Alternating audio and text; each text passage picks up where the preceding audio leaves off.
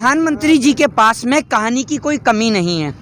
पूरे देश की इन्होंने कहानी रच रखी है। इनके पास जगह जगह का किस्सा है, समझ रहे हैं। अभी जैसे इन्होंने बोला कि सीतापुर से बचपन का रिश्ता है, अभी तक आपने सुना था बचपन का प्यार। ये लेटेस्ट है, बचपन का रिश्ता। जहां जाएंगे वहां इनका बचपन का रिश्ता। ऐसी दुनिया में मेरे ख्याल से कोई जगह नहीं बची जहां मोदी जी का कोई रिश्ता ना हो। कल को इनका बस नहीं चल रहा है, ये तो कह देंगे डोनाल्ड ट्रंप मेरा क्लासमेट रहा था, मैं पेपर लिखता था वो पीछे से टापा करता था। इनका बस नहीं चल रहा है, ये भी ये कह सकते हैं, कोई बड़ी बात नहीं है। जहां जाएंगे वहां इनको बोलना। बांग्लादेश चले गए, मैंने बांग्लादेश के लिए लड़ाई लड़ी। अरे भैया मोदी जी, आप कहां से झूठ सीखते हैं ये बताइए। और ये ताले वाली कहानी आज से पहले आपने सुनी थी? इतने सारे पत्रकार हैं, आपने सुनी ताले वाली कहानी कहीं? ये लेटेस्ट है, मैं बता रहा हूँ ना आपको। बचपन का प्यार तो आपने पहली बार सुना ही था। ये बचपन का रिश्ता सीतापुर से, मोदी जी का हर जगह से बचपन का ही रिश्ता है। पता नहीं इनका कितना बड़ा बचपन रहा है कि इस बचपन में भीख भी मांगी, इस बचपन में जगह जगह जाके रिश्ते भी बनाए, इस बचपन के अंदर पढ़ाई भी कर ली, इस बचपन में चाय भी बेच ली, इस बचपन में इन्होंने फकीर भी बन लिए, इस बचपन में इन्होंने पढ़ाई के साथ साथ डिग्रियां भी बहुत सारी हासिल कर ली। तो भैया इन्होंने बचपन की तो गाथा जो है वो बहुत बड़ी है। पता नहीं इनका बचपन कितना बड़ा है। जितनी आपकी और हमारी आम जिंदगी होती है, इनों का इतना बड़ा बचपन ही रहा है। 71 साल की उम्र है, फिर भी ये बच्चे हैं, ठीक है ना। क्योंकि ये लोग कहते हैं कि भैया एक मुख्यमंत्री है या कोई भी मंत्री है, नेता है, अगर उसकी एज हो जाए, एक IAS IPS या तमाम बड़े बड़े पोस्ट पे जो होते हैं ऑफिसर्स, उनकी एज हो जाए तो उनको इससे नीचे उतार दिया जाता है, ये कहकर कि अब उनके पास काबिलियत नहीं है, उनकी उम्र हो गई है। तो प्रधानमंत्री मोदी जी की अब उम्र हो गई है 71 साल की उम्र में क्या देश के प्रधानमंत्री को होना चाहिए? बीजेपी वाले तो कह रहे हैं कि भाई 30 साल तक नो वैकेंसी। 30 साल तक नो वैकेंसी। हाँ तो भैया ये मैं आपको कहता रहा हूँ, 30 साल तक, 100 साल तक, 101 साल के हो जाएंगे फिर तो वो। 71 ये हो गए, 30 साल और अगर आपने जोड़ दिए तो 70 और 30 100, और एक और ये 101 साल के हो जाएंगे मोदी जी। तो 101 साल के आप इनको, ये जो बीजेपी के नेता जो मूर्ति बना के इन पे माला चढ़ा रहे हैं, इनको भगवान बना रहे हैं, आप एक आम आदमी की तुलना भगवान से कैसे कर सकते हैं? आप इस पढ़े लिखे देश में, जब देश चांद पे तरक्की कर रहा है, आप इस आज भी ऐसी काल्पनिक बातों पे भरोसा करते हैं। और चांद से याद आया, रुकिए, चांद से याद आया, भारतीय जनता पार्टी के खेमे में, मैं आपसे इसीलिए नहीं कह रहा कि जो अंधभक्त है उनको राष्ट्रीय गधा घोषित कर दिया जाए, इसके पीछे भी एक लॉजिकल है। भारतीय जनता पार्टी के नेताओं के बयान से आप बखूबी वाकिफ हैं।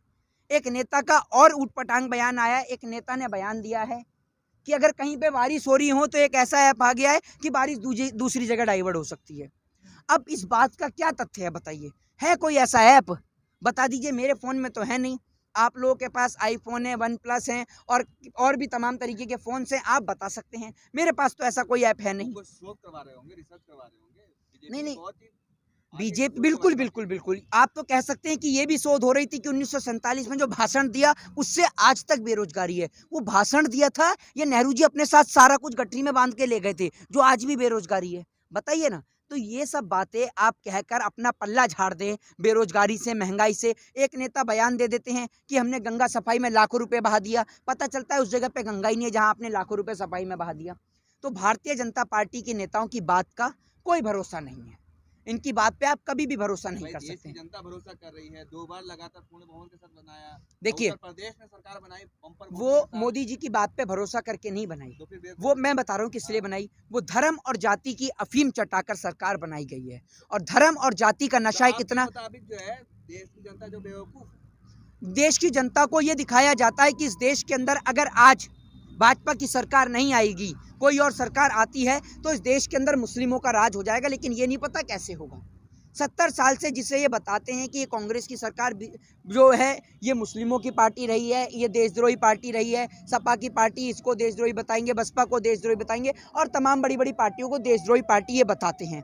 जब उनकी सरकार आई 70 साल से, तब इस देश पे मुस्लिमों का राज नहीं हो, मुस्लिम प्रधानमंत्री नहीं बना। लेकिन आज जब प्रधानमंत्री हिंदू होते हैं, राष्ट्रपति हिंदू होते हैं, गृह मंत्री हिंदू होते हैं, वित्त मंत्री हिंदू होते हैं, तब भी इस देश के अंदर खतरे में हिंदू को बताया जाता है। प्रधानमंत्री अलीगढ़ तक पहुंच जाते हैं, लेकिन अलीगढ़ से कुछ ही किलोमीटर दूरी पर जब इस देश के अंदर बच्चे, आज प्रधानमंत्री जी के जन्म दिवस के अवसर पर डेंगू के कारण बच्चे दम तोड़ रहे हैं अस्पताल के अंदर, इस देश के अंदर महंगाई के कारण, बढ़ती महंगाई और बेरोजगारी के कारण युवा सड़क पे हैं। बिहार के अंदर जो देश के अंदर युवा हैं वो धरना दे रहे हैं। तमाम जगह पे आपने देखा, लखनऊ में जो शिक्षकों की भर्ती नहीं हुई वो धरना दे रहे हैं। और देश के अंदर प्रधानमंत्री जी के दिन के अवसर पर आज पूरा देश बेरोजगारी दिवस मना रहा है। और इनको बेरोजगारी दिवस से निपटने के लिए पूरे देश को नरेंद्र मोदी जी को कुर्सी से हटाना होगा।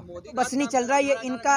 अरे भैया, इनका तो बस नहीं चल रहा है। जब तक ये हमारी किडनी, देखिए आप जैसे लोगों को जब तक समझ में नहीं आएगी, जो लोग मोदी जी की बुद्धि से सोच रहे हैं ना, उनको जब तक समझ में नहीं आएगी, जब तक ये हमारी किडनी नहीं बिक जाएगी ना, तब तक आपको समझ में नहीं आएगा। तब तक तो आपको विकास ही नजर आएगा। जिस दिन हमारी किडनी भी गिरवी रख जाएगी ना विदेश में, तब आपको समझ में आएगा कि अब मोदी जी ने कुछ गलत किया है। उससे पहले आपको समझ में नहीं आएगा। जय हिंद, जय भारत, वंदे मातरम।